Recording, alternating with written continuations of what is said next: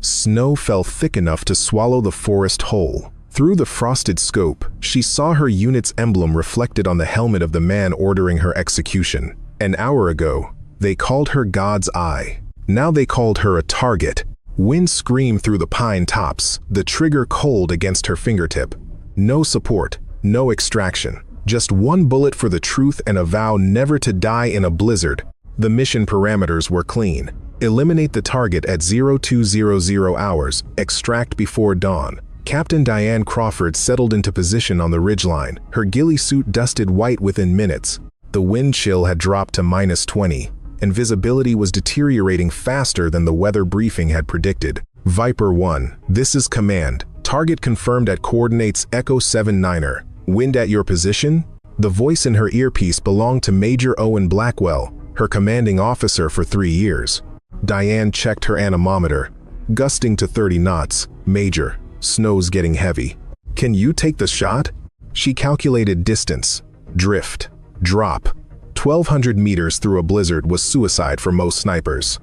For Diane Crawford, it was Tuesday. Affirmative. Waiting for wind lull. Her spotter, Lieutenant Marcus Reed, lay beside her with the rangefinder. They'd worked together for 18 months, long enough that words weren't always necessary. He adjusted the data card without prompting. The target emerged from the safe house, a weapons trafficker responsible for arming insurgents across 3 provinces. Intelligence had tracked him for 8 months. This was the closest they'd ever gotten. Diane controlled her breathing. The wind dropped for 3 seconds. She fired. Through the scope, she watched the target fall. Clean. Immediate. Confirmed hit. Target down. Marcus's voice was steady. Viper 1, good kill. Begin extraction procedure.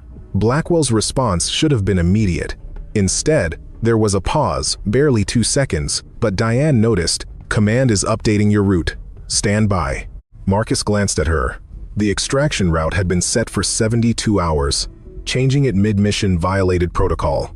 Copy that, command. Standing by for new route. Diane kept her voice neutral, but her hand moved to her sidearm, checking the retention strap by habit. New coordinates incoming. You'll move south to Rally Point Delta instead of Bravo. Weather's closing in faster than projected. South put them deeper into unsecured territory. Rally Point Delta was a logging station, abandoned 3 winters ago. No cover, no concealment, completely exposed. Command. Delta is a kill box in this visibility. Request alternate. Another pause. Longer this time. Negative. Viper 1. Delta is your only option.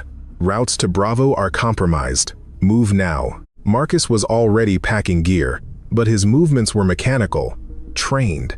Something in Blackwell's voice had changed, a tightness that hadn't been there before. Diane collapsed her rifle, securing it to her pack. Marcus, check your GPS log. He pulled up the unit's tracking history on his tablet. The data showed their position beacon had been active for the past 6 hours, standard procedure. But there was another signal, barely visible in the metadata. Someone had tagged their location with a priority marker reserved for asset extraction or target acquisition. Captain, we've been flagged. Marcus's face had gone pale beneath his cold weather gear. Diane's mind raced through the implications. The mission was clean. The target was confirmed hostile. There was no reason for their extraction to be priority tagged, unless... Command, confirm status of Viper unit. She kept her voice calm. Are we extracting as planned, or do you have new orders? Viper 1, maintain radio discipline. Proceed to Delta immediately. Command out. The channel went dead. Marcus looked at her with the question. Neither of them wanted to speak aloud. In 3 years of operations, Blackwell had never cut communication during an active extraction. We moved to Delta, Diane said, standing, but we take the long route. They packed in silence, erasing their position as thoroughly as the blizzard would allow. The snow was actually an advantage now. It would cover their tracks within minutes. As they descended the ridge, Diane activated her backup GPS unit, the one not connected to command network. If someone was tracking them, she wanted to know who and why. The forest swallowed them in white. Behind them, the wind erased every trace they'd existed. The shelter was a hollow beneath a fallen spruce, barely large enough for 2 people. Diane and Marcus had used it once before, during a reconnaissance operation 16 months ago. It wasn't on any official maps. Marcus set up the portable heater, while Diane established a perimeter alert system fishing line and empty ration cans, crude but effective in the silence of heavy snowfall. "Show me the mission file," Diane said, pulling out her encrypted tablet. They'd both downloaded the operational briefing 48 hours ago. Marcus pulled his copy up alongside hers. The documents should have been identical. They weren't. Target identification section. Marcus pointed at his screen. "Mine says, confirmed by SIGINT and HUMANT, verified by Station Chief Harlow." Diane read her version. "Mine says, confirmed by SIGINT only, pending secondary verification." They'd been given different briefings. Someone wanted a record of uncertainty, plausible deniability if the mission went wrong. Diane's jaw tightened. "Pull up the after-action template." Every mission required a standardized report. The template auto-populated with timestamps, coordinates, and communication logs. Marcus opened his. The extraction coordinates listed weren't Rally Point Delta. They were Rally Point Echo, a location that didn't exist in their operational area. "They're building a false record," Marcus said quietly. "If we go to Delta and something happens, the official file will show we deviated from orders." Diane checked her weapon. "Fully loaded, one in the chamber, 2 spare magazines. How long until they expect us at Delta?" 90 minutes at standard pace. "Then we have an hour to figure out who and why." She pulled up the personnel roster for their unit. 12 operators, 4 support staff, 3 officers. She'd served with most of them for over 2 years. The tablet chirped. "Incoming message on the emergency backup channel, the one reserved for compromised operations. From Sparrow 2, Sergeant Kelly Fisher, Communications Specialist. Message. Viper 1. Break contact. You are Black Flag. Repeat. Black Flag. Equipment failure at 0147 resulted in civilian casualty. Official narrative is building. Do not report to any designated rally point. Fisher out. Black Flag. Termination authorization." Marcus stared at the screen. There was no civilian within 3 kilometers of that safe house. "We verified the area for 6 hours. It doesn't matter what's true," Diane said, her voice flat. "It matters what's on record." She pulled up the mission footage from her scope camera. Every shot she took was recorded automatically, uploaded to the tactical server in real time. The footage should have shown the target, the clean kill, the empty street. The file was corrupted. Timestamps intact, but the video showed only static. Someone with system-level access had erased her proof. "Kelly's risking court-martial sending that warning," Marcus said. "She believes it." Diane thought of Kelly Fisher, small-town girl from Nebraska, brilliant with signals intelligence, terrible at poker. They'd shared night watches, bad coffee, complaints about command decisions. Kelly wouldn't send a false warning, which meant someone in their own unit had authorized their execution. "We need to know who's coming," Diane said, pulling up the tactical map. "And we need to know why." Marcus enhanced the terrain display. "If they're sending a team, they'll use the eastern approach. It's the only route with vehicle access. They'll expect us to be disoriented, moving slow in the storm. How many operators are mission ready right now? Counting us? 10. But they won't send everyone. My guess is 4 enough to handle 2 targets. Not so many that it attracts questions." Diane calculated angles, sight lines, defensive positions. The forest offered hundreds of options, but only if she understood the threat. Her tablet chirped again. Another message, this time from an unknown sender. The encryption was military grade but not standard issue.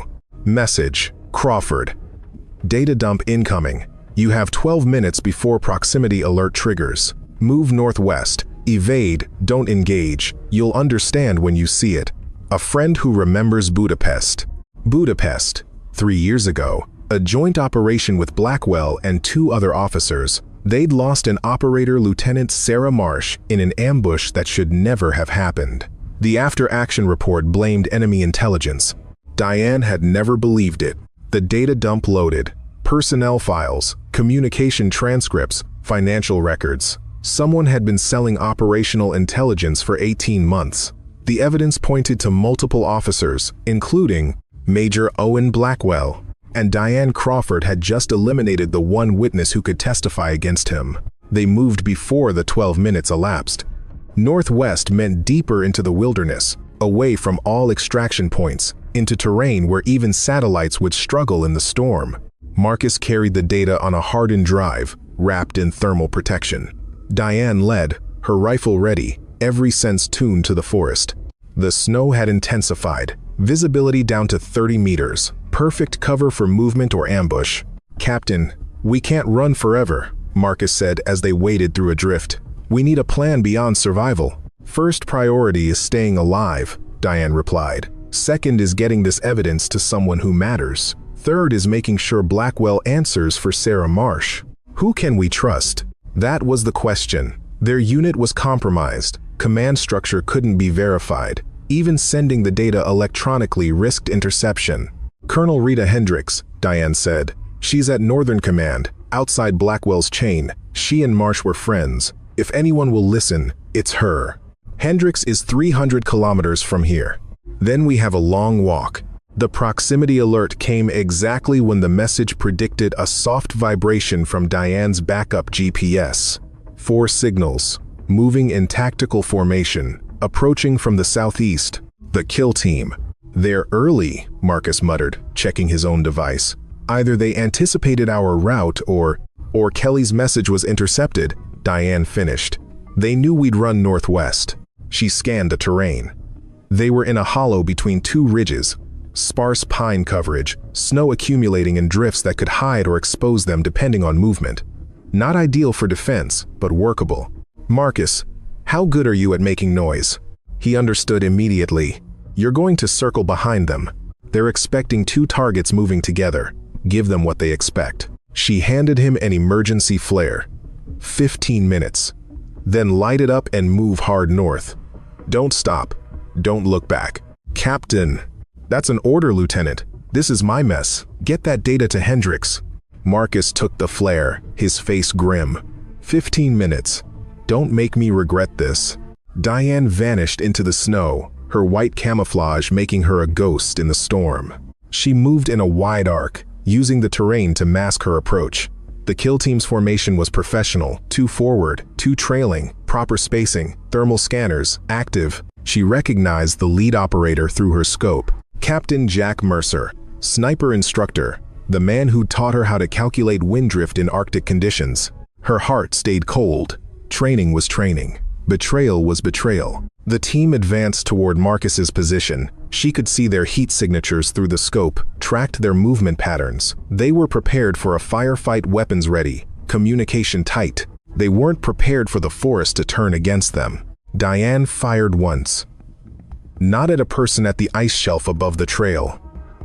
The suppressed shot was barely audible over the wind, but the result was immediate. 200 pounds of packed snow cascaded down, separating the forward team from their support. Mercer reacted instantly, signaling his team to defensive positions. They were good, well-trained. Following the exact protocols she'd helped write, she fired again. This time at the portable scanner carried by the trailing operator Sergeant Noah Bennett, electronics specialist. The device exploded in a shower of sparks, taking their thermal advantage. Contact rear. Sniper in the woods. Bennett's voice carried on the wind. Diane was already moving. The blizzard was her ally now, erasing her position as fast as she changed it. She had superior knowledge of the terrain, superior fieldcraft, and one critical advantage: she wasn't hunting people. She was hunting trust. The third shot took out Mercer's radio antenna. Clean, precise. A message: I can hit what I aim at. The team scattered, taking cover, searching for threats in the white void. They'd lost communication, thermal imaging, and tactical cohesion in under 60 seconds. The flare ignited to the north, Marcus's signal, right on time. North side, secondary target is running. That was Lieutenant Emma Wright, assault specialist. Mercer made the call she knew he would. Bennett, Wright pursue. I'll handle the sniper. They split. Emma and Noah charged after the flare, believing they were chasing 2 disorganized targets through a blizzard. They were wrong on every count. Diane watched Mercer through her scope. He'd taken cover behind a boulder, scanning the tree line with professional discipline. He knew she was out there. He knew her capabilities. He was waiting for her to make a mistake. She didn't plan to give him one. Instead, she activated the preset route on her GPS, the one leading to a frozen creek bed 300 meters east. Then, she left the GPS unit on a tree branch and moved west, completely untracked. Mercer would find the device. He'd assume she dropped it while fleeing. He'd follow the preset route, expecting an ambush. By the time he realized his mistake, she'd be long gone. The blizzard swallowed her completely. Behind her, shouts faded into the storm. Ahead, somewhere in the white, Marcus was leading two operators on a chase they couldn't win. Diane allowed herself one cold smile. The hunt had been reversed. The cave wasn't marked on any map. Diane had found it during a solo training exercise 2 years ago, a narrow fissure in granite hidden behind a frozen waterfall. The entrance required crawling through ice-slicked rock, but inside, the space opened to a chamber large enough to stand. She'd lost the kill team 6 hours ago, lost Marcus's signal 4 hours after that. The silence on all channels told her either he'd successfully escaped or successfully died. She chose to believe the former until evidence proved otherwise. First priority, assess damage. Her left shoulder throbbed where she'd slammed into a tree during the descent. Not dislocated, but bruised deep. She had limited ammunition, 18 rounds for her rifle, 2 magazines for her sidearm, rations for 3 days if she stretched them, no communication equipment except the hardened tablet with Blackwell's incriminating files. Second priority, survive. Temperature inside the cave hovered just above freezing, better than the -30 outside, but still deadly without proper heat management. She couldn't risk a fire. Thermal signatures would beacon her position. Instead, she used chemical heat packs, rotated them through her core layers, and forced herself to eat a protein bar despite having no appetite. Third priority, think.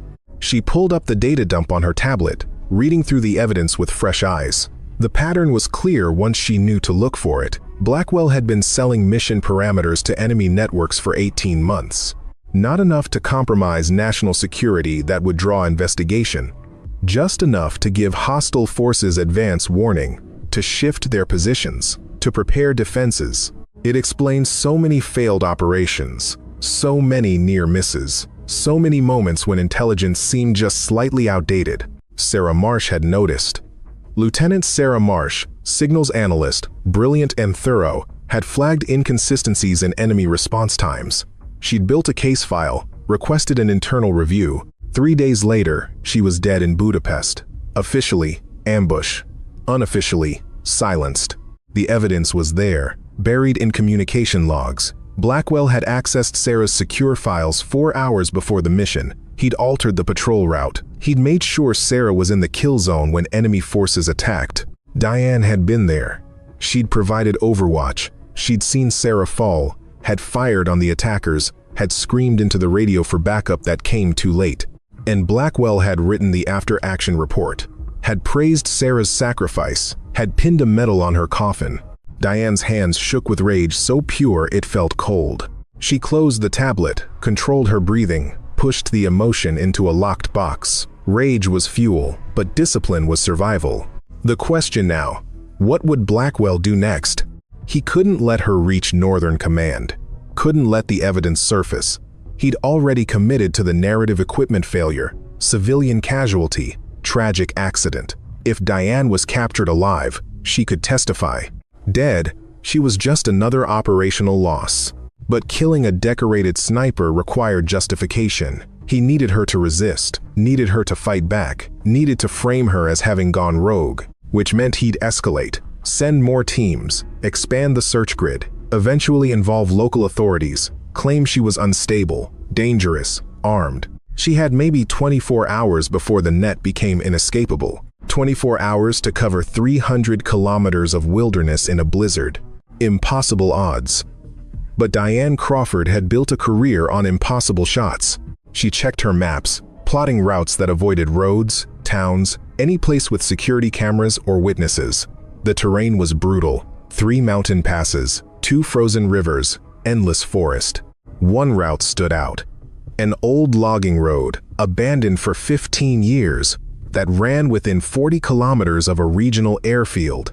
If she could reach it, if she could bypass security, If she could stow away on a cargo flight heading north, too many ifs. But it was the only plan that didn't end with her frozen corpse being found in spring. She allowed herself 4 hours of sleep, her rifle across her chest, her sidearm under her hand. The cave was silent except for the wind outside, screaming like the ghosts of everyone she'd failed to save.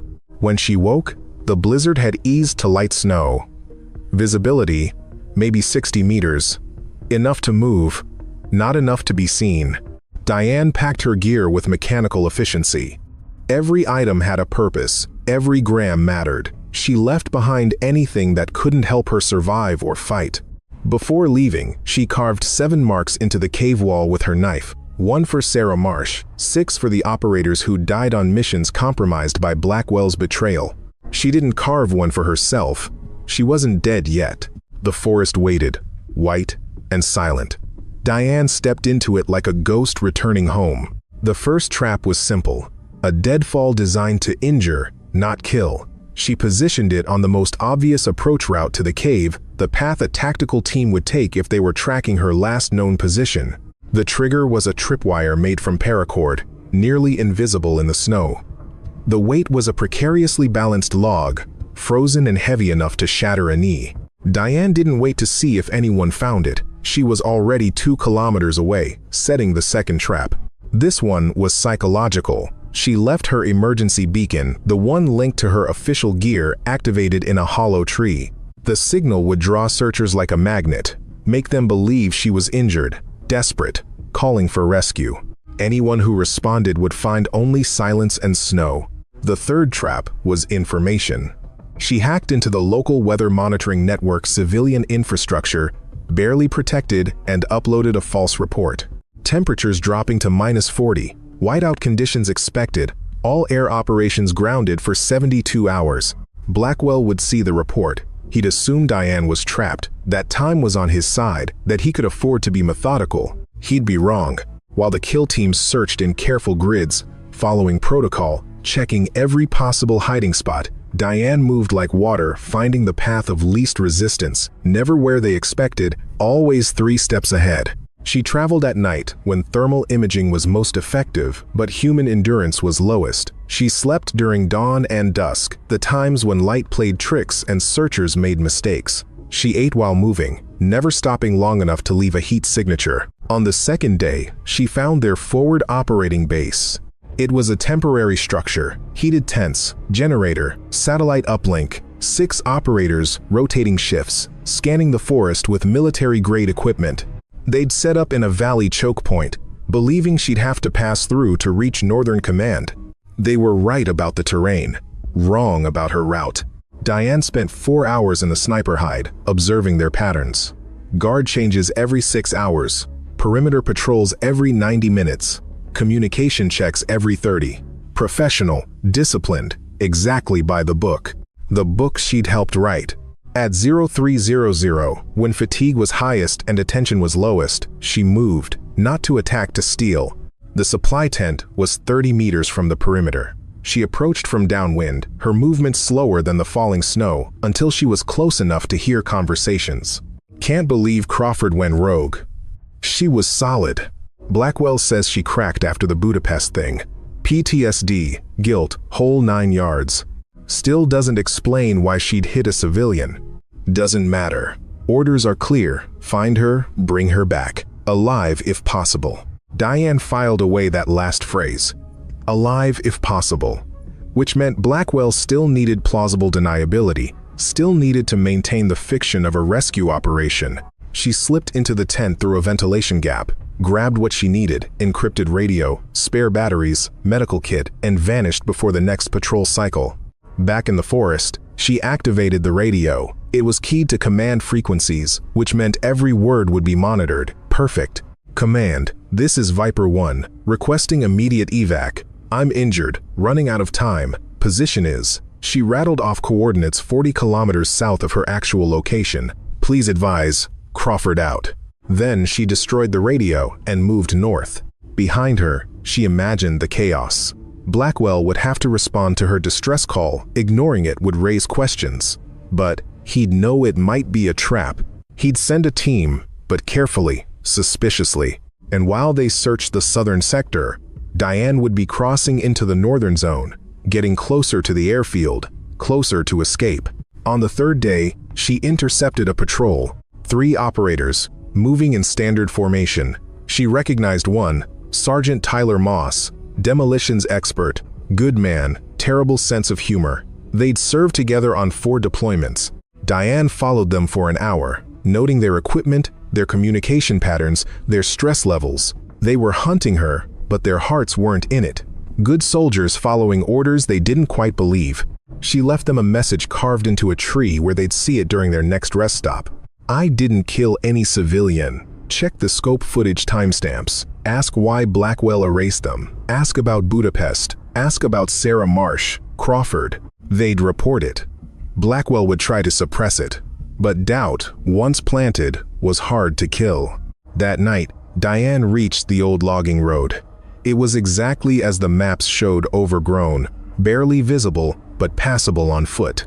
40 kilometers to the airfield, maybe 12 hours of hard travel. She allowed herself a moment of hope. Then she saw the helicopter. The helicopter was military, flying a search pattern, thermal camera pod visible beneath the fuselage. It swept across the valley in precise grids, missing nothing. Diane pressed herself against a rocky outcrop, pulling her thermal blanket tight. The material would reduce her heat signature, but not eliminate it. If the helicopter passed directly overhead, she'd be compromised. The aircraft banked east, away from her position. Close, too close. She waited 30 minutes after the sound faded before moving. The logging road was no longer safe, too exposed, too obvious. She'd have to parallel it through the forest, slower but invisible. As she moved, her tablet chimed softly. Incoming message on the emergency channel. Sparrow 2. Message. Viper 1, your message was received. 3 operators are questioning orders. Blackwell has locked down all communication, claiming security protocols. He's authorized lethal force if you resist capture. Northern Command has been notified you're AWOL and dangerous. Colonel Hendricks is unreachable. He's got someone blocking her calls. You're running out of allies. Fisher out. Diane read the message twice, processing the implications. Blackwell had moved faster than expected, sealed off her support network, controlled the narrative at higher levels. But Kelly had said 3 operators were questioning orders. That was a crack in the foundation. She composed a reply. Fisher, can you access Blackwell's personal communication logs? Need proof of contact with hostile networks. Will explain everything when I'm clear. The response came 15 minutes later. Already tried. System access denied. But I found something else. Blackwell scheduled a meeting with Colonel Vincent Hayes, Inspector General's office, at 0900 tomorrow. My guess, he's going to spin this whole thing, get official backing before you can testify. You have maybe 12 hours. F. Colonel Hayes. Diane knew him by reputation, hard, fair, impossible to fool. If Blackwell convinced Hayes that Diane was unstable, that her evidence was fabricated, the investigation would be closed before it started. She checked her position. The airfield was still 8 hours away at best speed. Even if she caught a flight immediately, she'd never reach Northern Command before Blackwell's meeting. She needed a different approach. Fisher, I need you to do something dangerous. Can you get a message to Sergeant Moss, Corporal Bailey, and Lieutenant Chen? The 3 who are questioning orders? Long pause. Then, possible. What message? Tell them to check mission file 0704 Cardinal. Cross-reference casualties with Blackwell's communication timestamps. Tell them to think about Budapest. Tell them Crawford didn't go rogue, she got too close to the truth. If I send that, Blackwell will know I'm helping you. I know what I'm asking, Kelly. Another pause. Longer. You better be right about this, Captain. Fisher out. The channel went silent. Diane resumed moving, but her mind was racing. The pieces were all in place. Evidence, witnesses, timeline. But Blackwell held the high ground, controlled the narrative, had the backing of official channels. She needed to force his hand. Make him react instead of plan. Push him into a mistake. The idea came slowly, built from desperation and tactical thinking. Blackwell's greatest advantage was controlling information. He'd erased scope footage, altered mission files, blocked communications. Everything depended on him being the only source of truth. What if she became the source? Diane stopped walking and pulled out her tablet. The data dump contained everything: communication logs, financial transfers, mission alterations. But it was raw data, meaningless without context. She spent the next 2 hours writing. Not a report, reports could be suppressed. Not a testimony, testimony could be discredited. A story.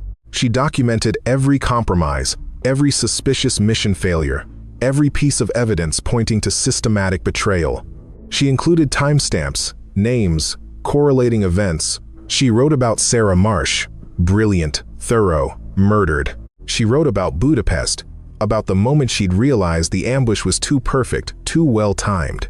She wrote about the mission that night, the shot she'd taken, the evidence that had been erased. And she wrote about running through a blizzard, hunted by her own unit, fighting to expose the truth.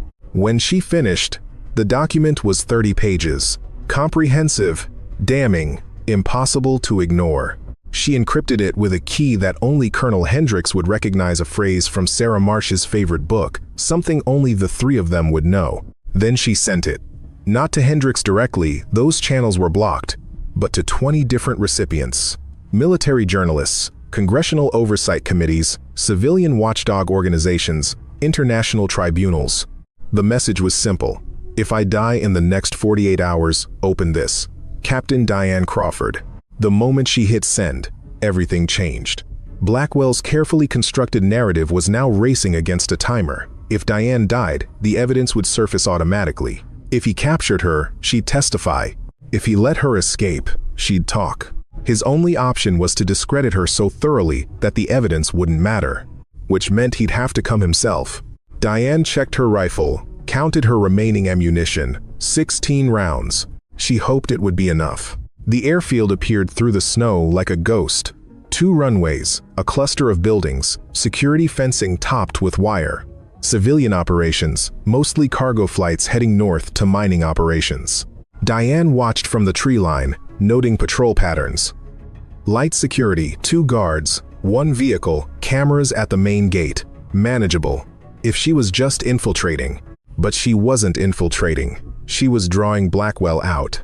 Her tablet showed the tracking data. 6 signals were converging on her position, a full tactical team, moving fast. Blackwell was with them. His command signature was distinct. He'd taken the bait. Kelly Fisher had done her job perfectly. The message to Moss, Bailey, and Chen had spread through the unit like wildfire. Operators were asking questions, comparing notes, realizing that too many missions had gone wrong in too many convenient ways. Blackwell needed to shut it down, which meant shutting down Diane, permanently, publicly, in a way that proved she was dangerous, unstable, the villain he'd painted her to be. She found her position on a warehouse roof, 60 meters from the airfield perimeter. Perfect sight lines, multiple escape routes, hard to approach unseen. She set up her rifle, checked her angles, and waited. The team arrived at 2,340 hours. Professional approach, textbook tactics. They set up a perimeter, established fields of fire, secured their flanks. Then, Blackwell stepped forward, megaphone in hand. Captain Crawford, this is Major Blackwell. I know you're out there. I know you're listening. His voice carried across the snow. You're not thinking clearly. The stress of the mission, the guilt over the civilian casualty, it's affecting your judgment. We can help you. Come in voluntarily. Let's talk this through. Diane didn't respond. She watched him through her scope, reading his body language. He was playing to an audience, the operators with him, the official record being made, the narrative being constructed. Diane, I trained you. I know you're better than this. Sarah Marsh wouldn't want you to throw your life away on paranoid conspiracy theories. Honor her memory. Come home. He'd made a mistake. Invoking Sarah's name that was personal, emotional, a crack in his professional veneer. Diane activated her radio, set to the team's frequency. When she spoke, every operator heard her. Major Blackwell, let's talk about Sarah Marsh. Let's talk about Budapest. Let's talk about why you accessed her secure files 4 hours before she died. Silence. Then, Captain, you're not well. Sarah died in an enemy ambush. You know that. You were there. I was there. I saw the ambush. I also saw the mission logs. You changed the patrol route. You put Sarah directly in the kill zone. Why? This is exactly what I'm talking about. Paranoid delusions, connecting unrelated events. Diane, you need help. Then help me understand. Why did you erase my scope footage from tonight's mission? Why did you alter my mission briefing? Why are you so desperate to kill me before I reach Northern Command? She could see him stiffen through the scope. Around him, operators were glancing at each other. Questions forming. Blackwell changed tactics. Captain Crawford, you're wanted for questioning in connection with an unauthorized kill. Surrender your weapon and come in peacefully. That's an order. Orders. Like the one you gave Mercer's team, eliminate on sight. Like the one you gave the helicopter crew, lethal force authorized. You're not trying to rescue me, Major. You're trying to silence me. Movement in the perimeter. One of the operators, Sergeant Tyler Moss, had lowered his weapon slightly. Doubt. Blackwell saw it too. All units, Crawford is using psychological warfare. Stay focused. She's armed, dangerous, and mentally unstable. Rules of engagement remain. Diane fired.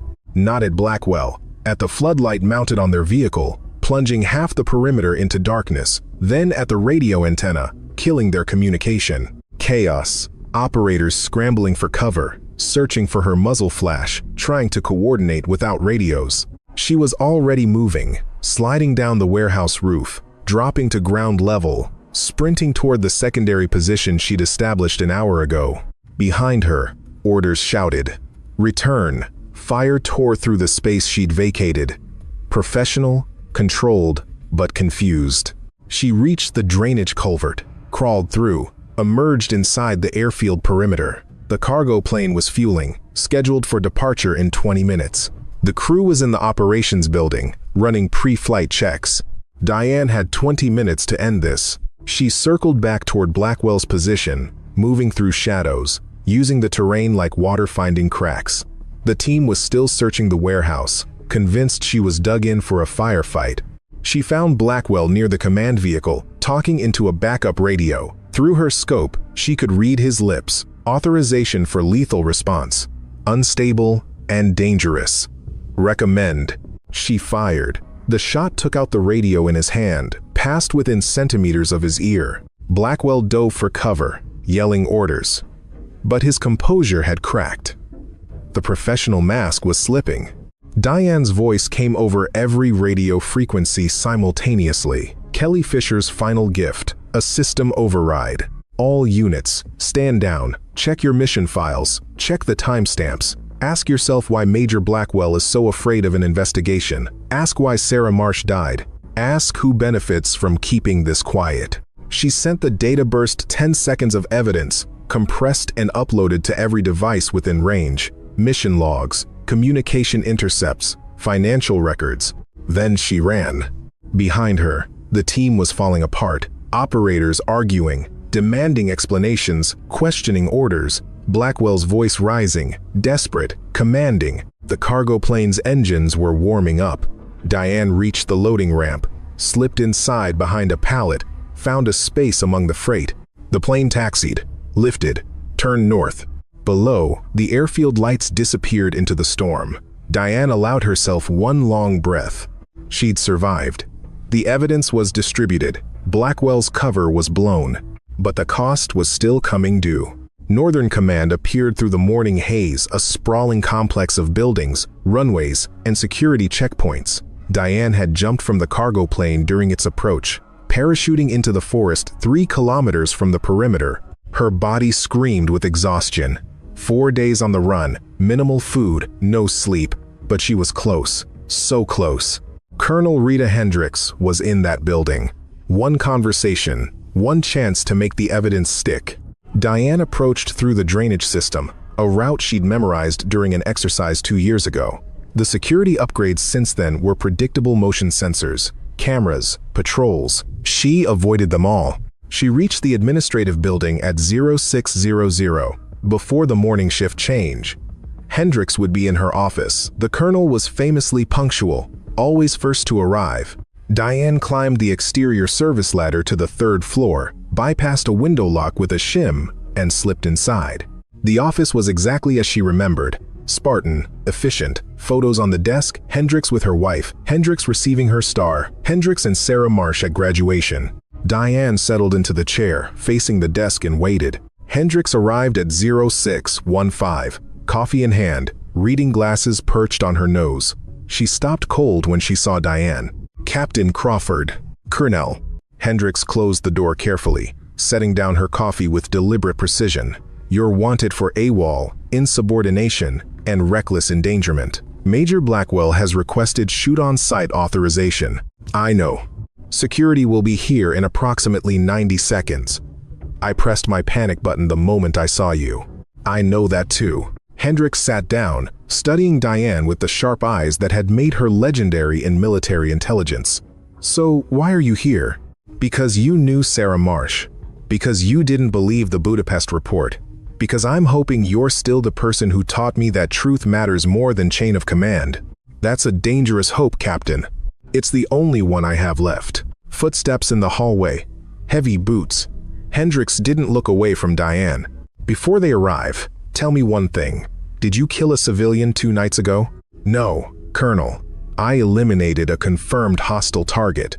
Blackwell erased the proof and built a false narrative. Just like he did in Budapest. The door burst open. 4 security personnel, weapons drawn. Hendricks raised one hand. Stand down. Give me 5 minutes with the captain. Ma'am. With respect, she's 5 minutes. That's an order. The security team hesitated, but backed into the hallway. The door closed. Hendricks leaned back. You have 4 minutes left. Make them count.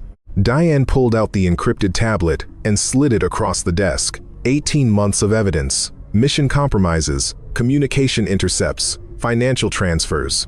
Blackwell has been selling intelligence to hostile networks. Sarah Marsh discovered it. He had her killed. When I got too close, he tried to do the same to me. Hendricks opened the tablet, scanning rapidly. Her face remained neutral, but Diane saw her grip tighten on the device. This is comprehensive. I sent copies to 20 oversight organizations. If I die, they auto-decrypt in 48 hours. Blackwell knows this. He's running out of options, which makes him incredibly dangerous. Hendricks looked up. Did you send one to Colonel Hayes? He's meeting with Blackwell at 0900. I couldn't risk the information being suppressed. Hayes isn't easily fooled, but he is cautious. If Blackwell presents you as mentally unstable, Hayes might lock down the investigation until you're apprehended. Then we need to change the narrative. Hendricks closed the tablet. What are you proposing? I surrender, voluntarily, to you, in front of witnesses, on record. I submit to psychological evaluation, polygraph, full debriefing, and in exchange, you guarantee Blackwell faces the same scrutiny. You're asking me to go against my commanding officer's direct orders. I'm asking you to honor Sarah Marsh's memory. She died trying to expose the truth. Don't let it be for nothing. Silence. Long enough that Diane wondered if she'd miscalculated, if Hendricks would choose protocol over justice. Then the colonel picked up her phone. This is Hendricks. Get me Colonel Hayes at the IG's office. Priority alert. She waited, eyes locked on Diane. Vincent? Rita Hendricks. Cancel your 0900 with Blackwell. I have Captain Crawford in my office. Voluntarily surrendered. She has evidence of systematic intelligence compromise within operational units. Multiple deaths. Covered up. Pause. I've reviewed preliminary data. It's credible. We need a joint investigation, independent oversight, full forensic analysis. Another pause. Understood. See you in 90 minutes. She hung up and looked at Diane. Hayes is coming. He's bringing 2 investigators and a legal team. Until they arrive, you're in protective custody, my custody. No communication with anyone outside this building. Blackwell will try to get to me. Blackwell will have to go through me. And I'm significantly harder to kill than he anticipates. Hendricks stood. Captain Crawford, you're confined to this office. Security will be posted outside. You'll be interviewed separately by military CID and the Inspector General's office. Do you understand? Yes, Colonel. Good. Hendricks paused at the door. Sarah would be proud of you. Stubborn, reckless, and absolutely certain you're right. Just like her. Was she right, Colonel? In Budapest? Hendrix's face hardened. Yes, she was right. I didn't have enough evidence to prove it then. You've given me that evidence now. She left. The security team entered, taking positions. Diane sat in the chair, rifle surrendered, hands visible. For the first time in 4 days, she felt something close to safe. It wouldn't last. The investigation unfolded with mechanical precision. Colonel Hayes arrived with a team of specialists, forensic accountants, digital analysts, interrogators trained to spot deception. Diane submitted to everything. Polygraph. Passed. Psychological evaluation. Stable, mission-focused. No signs of paranoid delusion. Testimony. Consistent across 8 hours of questioning. The evidence spoke for itself. Blackwell's communication logs showed contact with shell companies linked to hostile intelligence networks. Mission parameters had been systematically altered to give enemies advance warning. Financial transfers totaled over $2 million across 18 months. And the Budapest operation, the digital trail, was damning. Blackwell had accessed Sarah Marsh's files, altered the patrol route, and ensured she was in the kill zone when the ambush occurred. 3 days into the investigation, Hayes convened a preliminary hearing. Diane sat in a sterile conference room, surrounded by lawyers and investigators. Across the table, Major Owen Blackwell sat with his own legal team. He looked older, thinner. The mask of professional competence had crumbled, replaced by desperate calculation. Hayes laid out the evidence methodically. Each charge, each piece of proof, each corroborating witness. Blackwell's defense crumbled. His lawyers tried procedural challenges, questioned evidence chains, suggested that Crawford had fabricated data, but the electronic signatures were authentic. The financial records were verified. The testimony from other operators, Moss, Bailey, Chen, confirmed the pattern of suspicious mission failures. When Hayes read the charges, treason, conspiracy, murder, Blackwell finally spoke. I did what was necessary. Every operator I lost was already compromised. Every mission I altered saved dozens of other lives. The intelligence network needed to believe they had an asset. I gave them one. Controlled leaks, managed information. It's called strategic deception. It's called treason, Hayes replied, and it resulted in the death of Lieutenant Sarah Marsh, among others. Marsh was collateral damage in a larger operation she didn't understand. Diane stood. Despite her lawyer's warning hand, Sarah Marsh was a decorated officer who discovered your corruption. You murdered her to protect yourself. There was no strategic value, no larger operation, just cowardice and greed. Blackwell met her eyes.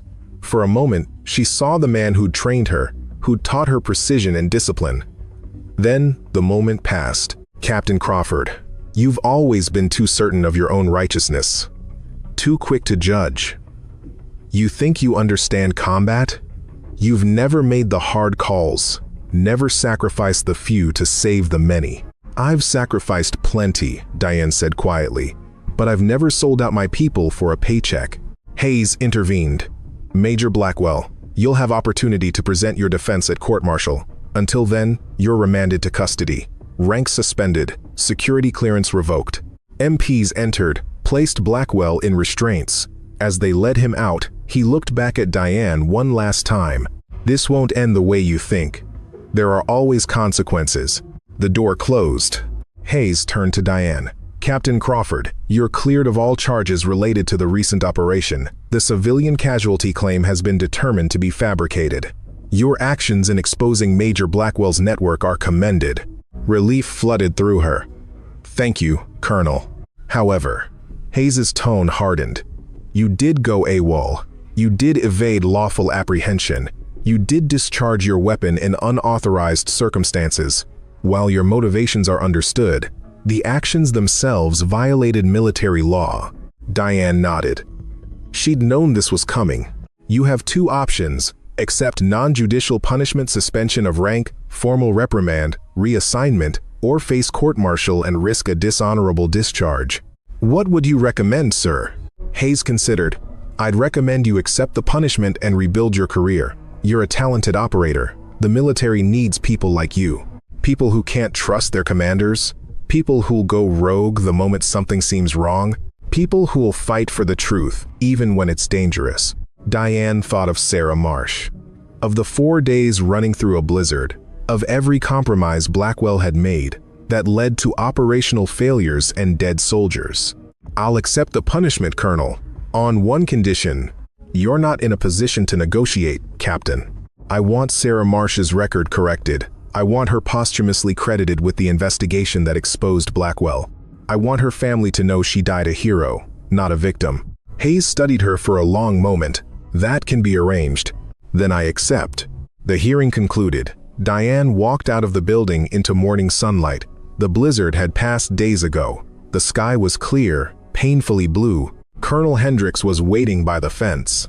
Captain. Colonel. Hell of a week you've had. Yes, ma'am?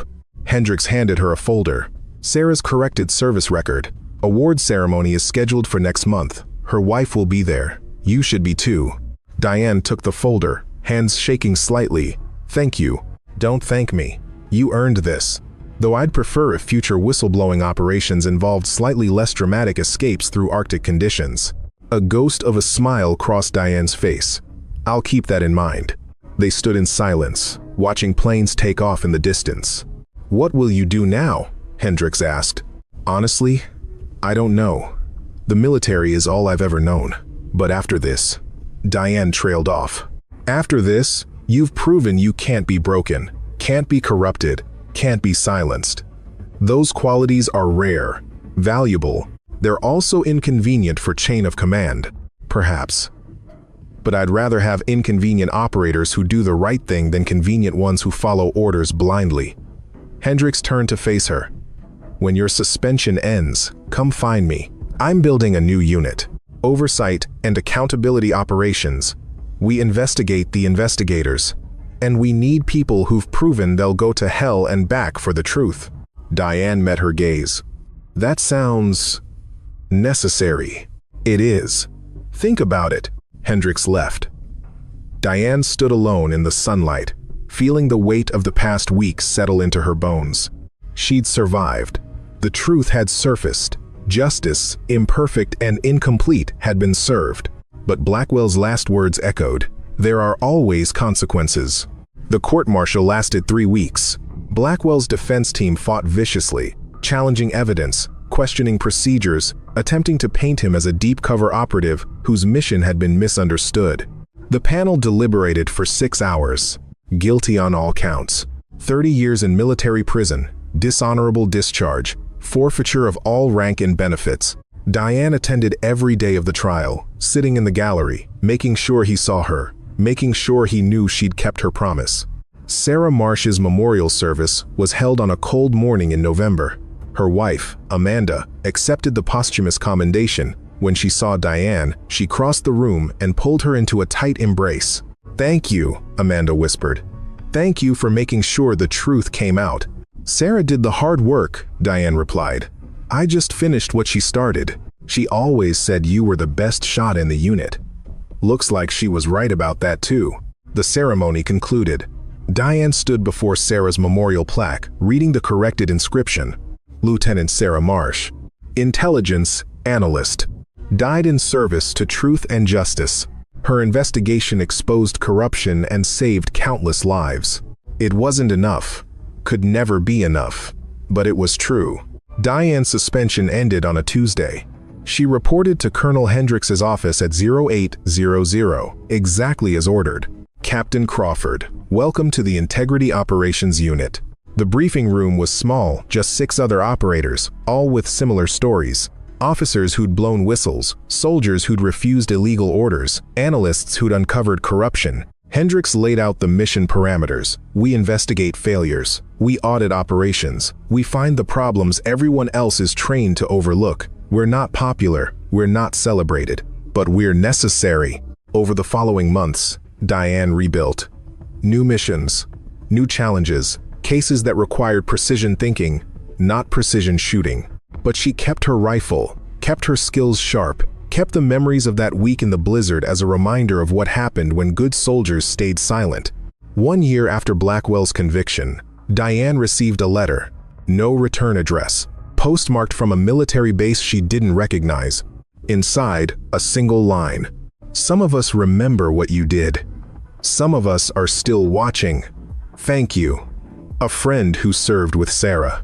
Diane filed it with the others, 17 letters total, from operators across different units, different commands, people who'd heard the story, people who understood. The official record said Captain Diane Crawford had been cleared of misconduct and reassigned to administrative duties. The official record was incomplete. The real record was written in snow and silence, in the memory of a woman who died fighting corruption, in the evidence that had brought down a traitor, in the choice to pursue truth even when it meant becoming a target. On winter nights, when snow fell heavy enough to swallow the world, Diane sometimes thought about that week. The cold, the fear, the absolute certainty that she was right, even when everyone else said she was wrong. She'd survived because she'd been willing to become the ghost in the blizzard, invisible, relentless, impossible to stop. Justice had been served, not perfect.